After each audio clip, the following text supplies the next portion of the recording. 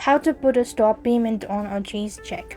To stop payment on a Chase check, you'll need to contact Chase directly, either by phone or through their online banking platform, and request to stop payment order. You'll need to provide details about the check, including its number, amount and the date.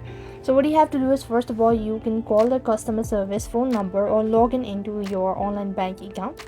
The next thing you also want to do is provide the checking number, amount and the date to Chase representative, or input the information online as well. The other thing you want to do is ensure you understand the process and any associated fees.